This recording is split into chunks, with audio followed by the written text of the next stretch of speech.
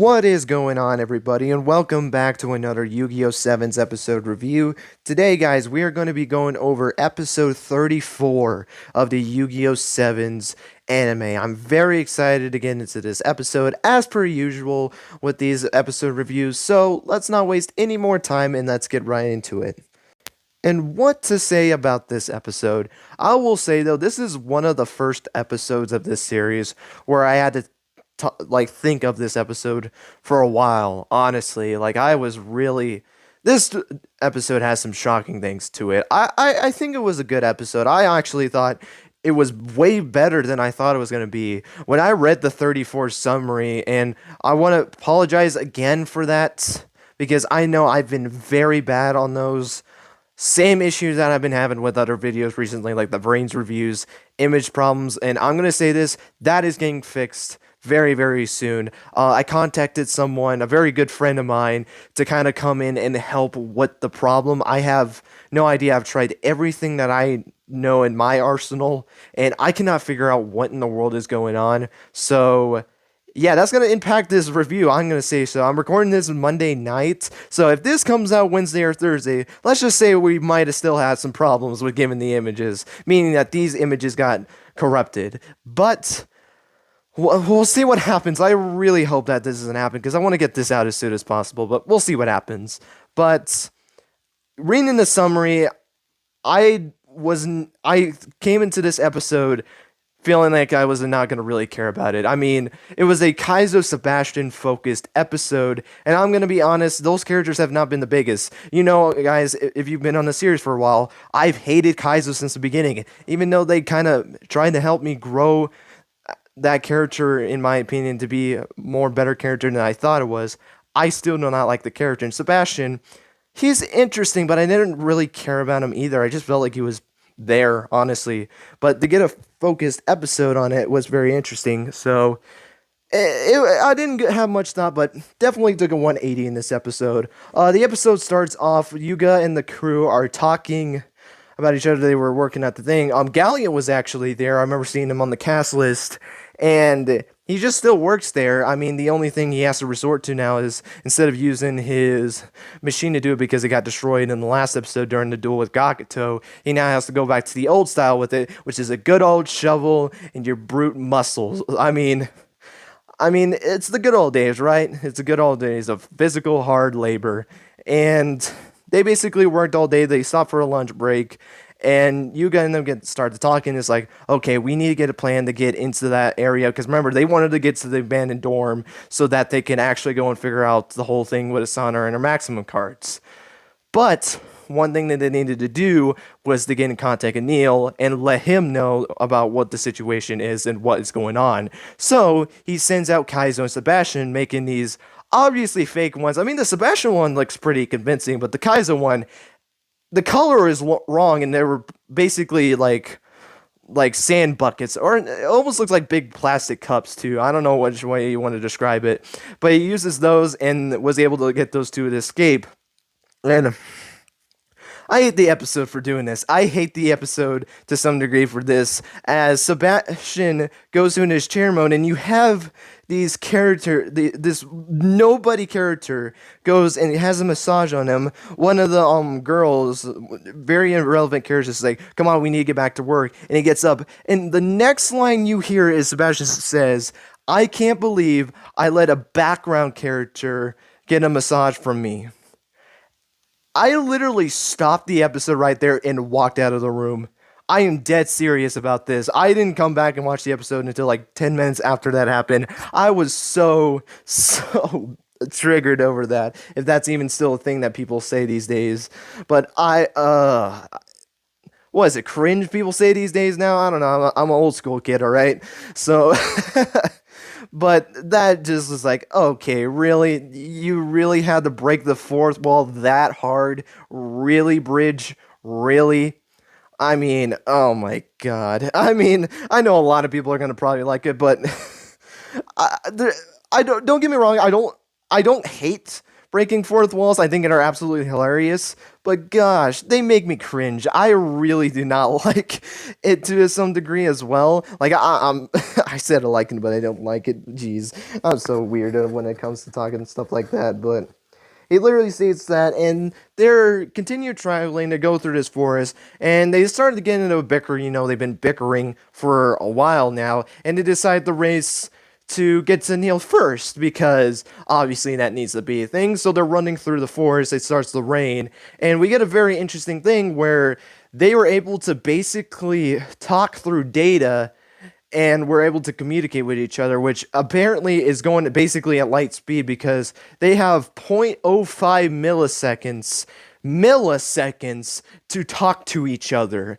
And they were able to get a pretty good conversation. Kaizo tells them, was like, okay, we're not going to be able to get there in this rain, so let's go into a cave, let's go and get dried off, wait for it to end, and then let's go back and actually get to Neil. Sebastian agrees, they get to a cave, Kaizo's already there, they sit by the fire, they're just sitting there very awkwardly because of them getting in a fight.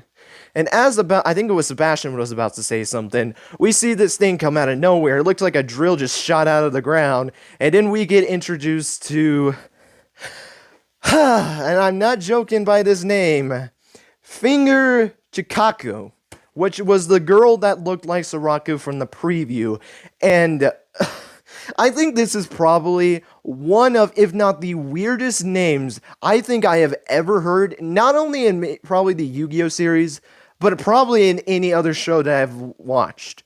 And maybe it's just because I haven't watched that much, or at least in the terms of weird shows where they have weird names, but this is one of the weirdest names in Yu-Gi-Oh! It has to be. Like, you had characters like the Sledgehammer was a name like that, but I understood that. Finger Chikako, I feel like they got lazy. I'm gonna be dead serious. I feel like they got lazy with the name, and they just thought they go with a funny name for this, and we got Finger Chikako. She comes in, she says she was from the subterranean, from the Shaitasa Empire. I want to say that's correct. And she says she was sent there by the Machine Cavalry Club. We see that Chevalier, and if you have been on this channel, that's the way I've actually said it. Whatever you want to call him, Chevelle or Swoober, I don't care. I just call him Chevalier because it's funny to say it that way, and I absolutely love it. Do not judge me for it. But he basically sends her out to go and stop them because he does find out that Kaizo and Sebastian have escaped, and they want to stop them, obviously. So she challenges either one of them to a duel. It doesn't matter. And Kaizo was obviously wanting to duel because, she technically is a girl. I don't know if she has a gender or not. I really don't want to get into that whole debate. But Sebastian says, you know what? I'm going to take the duel. I'm going to duel her. And Kaizo starts to argue with him and starts to go over. Then you see this little pause, and then Sebastian gets into the duel. Then we get the duel between Chikako and Sebastian. The duel was interesting. We got to see Sebastian's deck, his chair deck, which I'll say it's not that bad of a deck. I don't remember if I mentioned this deck that well in episode 19, but I've been up and down with it. I think it's a pretty cool deck, but it's chairs.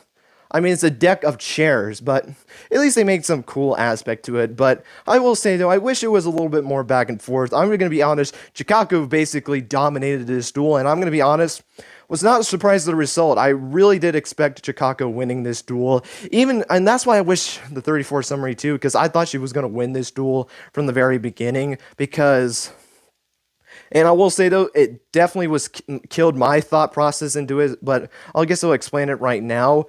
The reason I thought Chikako was going to win this duel was because I felt like they were going to do something with these characters, because the fact that this is the second character that looks like Sorako to come into this series to duel someone, I felt like that there was going to be some importance with this. And I feel like if these characters are going to have some importance in the show, and let me know if you thought Chikako was going to win. Did you think the same thing that I did? Or did you think Sebastian was going to win? Heck, maybe you thought that they were going to go the route that they actually did. Or did you think am the same way, or you think the same way I do, and that she was going to have some more importance, or at least these type of characters, because I thought that these type of characters were going to be throughout the series, then they would all come together and be like a big threat to the series, in which we've seen artificial intelligence or whatever these things, like aliens basically, in past shows. Think about the Baryons from Yu-Gi-Oh! Zexal. We've seen that before. So it's not uncommon to see that kind of stuff. So I thought they would do something similar from that. But there was one line, and it wasn't until I watched it a second time, because taking a day off of it, I needed to make sure I run through it. And I remember him saying, like, Sebastian's like, weren't you on Neil's team, Soraku? And it looked like she didn't know who Soraku is. Not that it didn't sound like she said, like, oh, I'm not Sorako, I'm Pride Chicago. It sounds like she never even heard of this name before. So it makes me think that there is no recollection between the two. I probably used the word wrong, but there is no similarities between the two, that they're not related in any way necessary. Sure, they maybe do something important with these characters. Maybe they will come together in one arc, but I really don't know. I really do not know how these characters are going to be. I really hope that these are just not one-shot characters, and they're just like a gag duel, basically, where every arc, one of these Sorako-looking characters is going to come in, duel, win or lose, it doesn't really matter, because, again, it's a gag duel, no one cares about it, and that's just going to be it. Like, that would be very disappointing, and expect that on a top 5 disappointments of the show if I ever did something like that, which I might be willing to do that if that ends up being the case. I'm dead serious about that. But she basically dominates this entire duel, I would say, because the fact that she was just able to have good covers. I mean, literally in her first turn that she takes, she's able to get Sebastian down to 900 light points. Sebastian goes first, and she goes, gets him down to 900 light points. He goes, and is only able to get her down to 23. Doesn't even get her down to half, which is still good, don't get me wrong, but, like, that's just wasn't enough. I mean, the fact that she was able to deal more than 3,000 points of damage to you on the first turn shows that she was pretty dominant throughout the show, and you could only deal basically half of that in one turn, so yeah, plus, they kind of made signs during this episode that kind of made it seem like Sebastian was going to lose. Like, I could think of 3 different occasions. You had the first time where he kind of stopped with Kaizo, and I'll kind of talk about that in a little bit. The second one was when he was about to end his turn on his third turn, on the third turn of the duel. He says, I just have to survive until the next turn. I end my turn.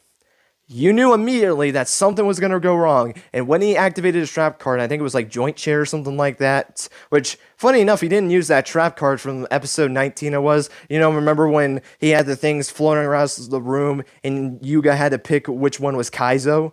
Like, I'm surprised he didn't play that card. Obviously, I know the reason why, but still, like, I think I remember seeing that on Twitter, and I absolutely started, like, dying laughing because I forgot that chair even existed, and I thought that chair was dumb, or that trap card was dumb. But we do get to see some interesting cards. We get to see Chikako's ace, Magamax Mantle Ayuri Venda. I think I'm saying that right. And then you also have Sebastian with the new ace, and oh, here we go. Let's read off this name, shall we? And I'm not ready for this. I'm sorry if I pronounce names wrong on this.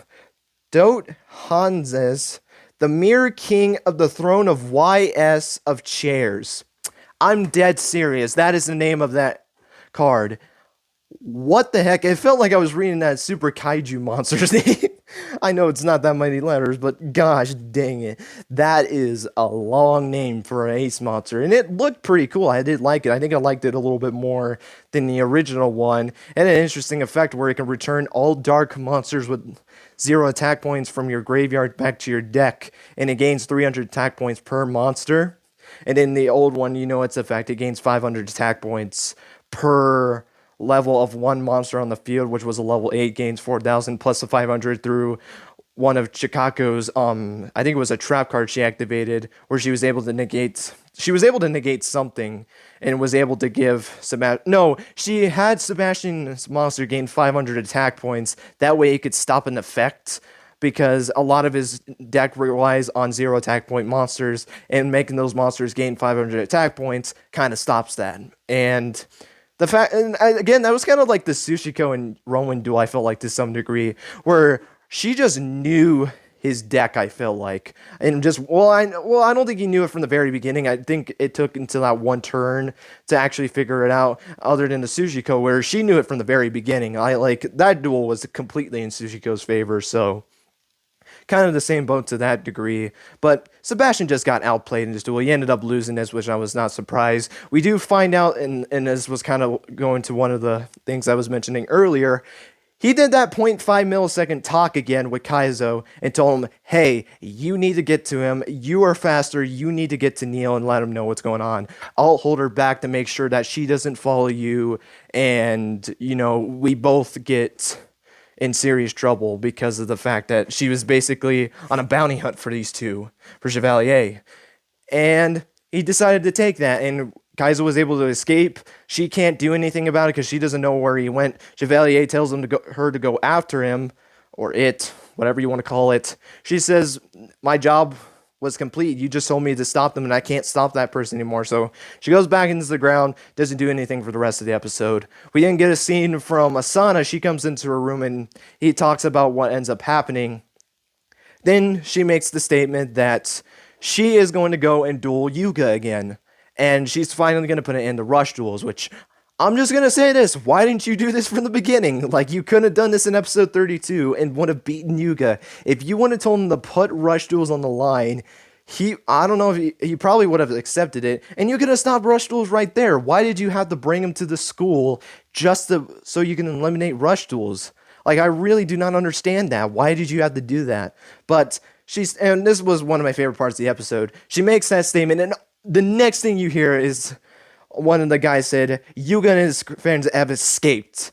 And they get all freaked out and they don't know what happened. And then you saw the door open and you just see Yuga and the crew. They're out of their Goha 6 elementary clothes again. And they're back in their normal clothes. And they're going through this cave-like area to go figure out what the heck happened with Asana's maximum cards. You also had the scene with Kaizo where he's able to get there after escaping from the duel, and was able to get to Neil and tell him everything that was happening. He was in shock about this, which makes sense because of the fact that another person's able to use maximum cards. From his knowledge, him and Yuga is the only people that knew this. In fact, Neil's the only one that knows how to create rush duels. Sure, Yuga does know, but he has to sacrifice accounts in order to do that. Neil doesn't need to do that. So the fact that another character can do this obviously is going to shock him. And I'm not surprised at all that he was shocked about this. I know that's kind of weird to say because I remember hearing a lot of things of people saying that Neil was working for Asana. I remember seeing that all over Twitter and even YouTube. And I never agreed with that because of the way he acted in episode 26. He looked like he was fine with rush duels. I feel like he's more accepting of it after dueling against Yuga in episode 25 and 26. So I feel like he's kind of okay with rush duels. I feel like he's not against rush duels anymore. I feel like he's more accepting of it. I don't think he really cares about it because obviously right now he can't actually duel because his account got deleted. But I feel like he didn't go back to Goha. I really don't. I understand the whole conflict from 27, but I still feel like he still didn't follow President Goha's rules, which they weren't in this episode, but I don't think they really needed to be honest. But that was a pretty interesting episode to say the least. Yuga and friends were able to escape, and that's basically it for the episode, guys. Okay, I know. You guys are about to start spamming the comment section about me missing this, especially since I put it in the title or in the thumbnail. So let me go and talk about that real quick. That whole entire moments of those different scenes we're about to go and talk about. Because I will just say this right now. My thoughts on this whole entire thing that ended up happening, all I thought about when I watched this episode was, what the hell just happened? What in the world just happened? Did they really have the balls to do this? And I was so shocked. This was the most shocking thing in this episode. More shocking than finding out that Chikako didn't have any relevance to Sorako. I think that was another shocking thing, was that there was no relevance towards each of those characters, which also was a pretty interesting thing. But I didn't think they were going to do this. So, one thing I didn't mention from the duel is after Sebastian lost, he got smashed through the like wall, and he just falls on the ground, and he's basically destroyed at this point. Like his whole body is basically destroyed. His whole like face got crushed, and then that's when he started explaining, like, the only reason I'm dueling was to make sure that you would stay here and let Kaizo escape. That's basically the only reason why he was dueling, because his goal since episode 28 was to protect Yuga and his friends, to make sure to watch out for their for those guys. And that's the reason why he was willing to duel this character, so that Kaizo can get to Neil, to get him to know what in the world is going on. And he was willing to sacrifice himself, basically, because the next, and of course they did it like this. Kaizo says, he's going to be here very shortly, he's probably just finishing up the duel. The next scene we see is he's back in the forest, and the only words he says is, "Kaizo, I'm sorry, I couldn't keep my promise." And then his screen just went blank, and all you see is just a bright light from the sun just shining down upon him. I don't know how to make of that scene. I really, that's what made me think a couple of days ago, like, kind of take that scene in. Now, I will say, though, even though it was a pretty sad scene, not only because of the fact that it was shocking, because like I said, I didn't think Studio Bridge really had the balls to do this. I know that might be undermining Bridge, but from the way they've been portraying the show, I feel like they just wouldn't kill characters off. And now, before people start spamming in the comments, well, what about that guy that was under the control of President Goha?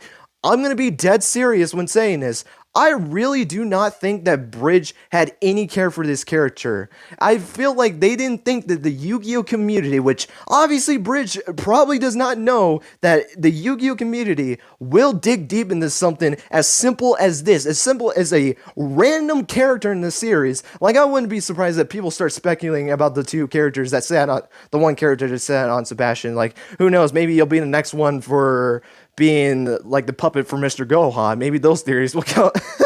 Okay, maybe we're not that insane, but you get the point. Like, we're pretty overanalyzing stuff, and I really don't think they thought we would overanalyze something like this. I feel like they thought we would be more focused on the Goha and Mimi stuff, which I could be wrong about it. Maybe he does have importance, but until you prove me otherwise, I think they really did not think that he was important. But they clearly wanted us to pay attention about this death scene. Like, the way they emphasized it, they obviously wanted us to pay attention to this. And I really didn't think they would actually do a death scene like that, because just for how the show has been since the very beginning, this has been a pretty lighthearted show, and I felt like they wouldn't do something like this. I felt like this was going to be a more lighthearted, goofy episode, but maybe some like dark jokes that kids are not going to get, like the whole 666 reference and some other stuff like that. But to actually kill someone, like, I'm pretty sure a 4-year-old can know what in the world just happened to Sebastian. I'm pretty sure they're not that dumb to know what in the world just happened. I don't think a 4-year-old would pay attention to some random nobody basically dead on the floor in Mr. Gohan, on President Gohan Drone's office. I really do not believe that was the kind of case in that terms. But they obviously wanted us to pay attention to this. And what did I think? I thought this scene was great. Was it very impactful? It was, but I wasn't as... Sadly, I wasn't much emotional attached to this for a couple of reasons. The first thing is that this is Sebastian that died in this episode. We haven't known him that much. I would say like 10 total episodes, maybe a little bit more, that we've seen this character. We saw him in 19, which was the first time we saw him actually take action and actually get introduced. Then I don't think he came back until like 25 or 26, unless he just came up for one scene and didn't really do much. Then you add 28 through this episode, that he was actually supposed to be with the group because of Neil's orders, and that's all we've seen of him. So we haven't really gotten that much attachment, and that's just going to be the way for death scenes that are very early in the series, which, again, this is still an impactful scene. I mean, some of my favorite moments from the Yu-Gi-Oh series has been death scenes. You think of stuff like Joey's death, or Kaido's death, or Bruno's death, Zane's death, Crow's death from R5, I think, was a pretty sad death scene. Rain's Eye's death, even Robapi's death was sad. Like, there was a lot of sad death scenes that we've seen in the series. I think Rio's death was sad, Shark's death. Like, there has been a lot of scenes that I loved from the series just for pure death scenes, because we can attach to these characters. Like, we've grown a bond with these characters, and it's really hard to see those go. Like, when you see Kaido dying on the moon, like, that's a hard scene because we've been with Kaido since like episode 10 of Zexal. So it feels like weird to just see him die like that. Like, it's hard to see that kind of stuff. But with Sebastian, he really didn't get that because we didn't get introduced to him until quite a ways into the series already. And another thing too is it's a drone. Sure, like I mentioned, I's death was sad and Robabi's sad, but the thing with the machines, except for I, which I don't even know what the heck happened to I don't even want to get into a discussion about that, but machines can be rebuilt. I really don't think it's going to be that bad. I feel like Neil has the capability of rebuilding him, and we've even seen like the relationship. Hell, even the opening had it to where it showed like them having a relationship. You know, you have Neil sitting on the chair. I think he was sleeping in the chair, and Sebastian just looked happy as all can be because obviously this is his master, his only person that he follows. And basically, he sacrificed himself so that way he can fill out his goal of what his master wanted him to do. So I feel like Neil is not going to let him go like that. And even if Neil can't do it, there's no way you're telling me that Yuga can't do it. I really do not believe that Yuga can't do it. Being an inventor and all, he can reprogram stuff and he can build something. You cannot tell me that he can't fix something. I really do not believe that this is going to be a permadeath, but I could be wrong. I really could be wrong, but I don't see them doing this. That's where it's going to be like, are they going to go really deep into this, or are they just going to backtrack out of it and basically do it? But they've set a presence now that like, hey, we are willing to kill off characters if we want to. So don't think we're just this lighthearted show. We will be willing to kill off characters if we want to. But I'm completely fine with that, by the way. I mean, I think this is probably the best way they're going to actually do death scenes in the show, unless they actually kill off some characters, like maybe like they kill off a Rook or something like that. I doubt they would do that, but you know, that puts up that possibility. I just don't think they would do that risk right now. I feel like it would have to be like a Joey or like a Kaido or Bruno or something like that. I feel like that would be the only situation where they would do something like that, but we would have to wait and see. But I wanted to address that as the last thing in this episode. I don't like to go out of order, but this just needed to be the last thing we discussed it in this episode. And really did love this scene. I still think it was emotional, but sadly I was not emotionally attached to the character to really be as impactful, but I still thought they did it pretty good for a character that we haven't really gotten introduced to. I like the whole thing in the light at the end of it. I really did enjoy that. They really tried to put some emotion to it, but we needed to be introduced to a character a little bit more to be a little bit more impactful. So that was my thoughts on that. And now it's going to be the end for this episode review. Pretty long review again as well, but there was just a lot of things that I wanted to talk about in this review. And guys, let me know what you guys thought of this episode. Did you like it? Were you in the middle of it, or did you not like it? What did you think of the duel? Because this is like one of the first duels. And I will say though, this was a weird duel because I didn't expect this kind of a duel. Like, if you told me that Sebastian, well, the fact that Sebastian dueled again, I mean, he already dueled in the series, so I guess it's fine. I'm not surprised as badly as like if a Kaizo did this, but let me know if you guys, legit, do you guys think that this was going to be a duel that happened? Did you guys really think that this was going to be a duel that they were going to do in this series? I really would be surprised. I'm giving you a pat on the back if you were able to predict this duel. Like, in terms of actually happening. If you're able to predict a duel, and you were able to agree with me that Chikako was actually going to win this duel, whether it was because you just wanted her to win, or you said it for the reasons that making her have the win would give her more importance, whatever the case might be. Would really like to know what you guys' thoughts on that.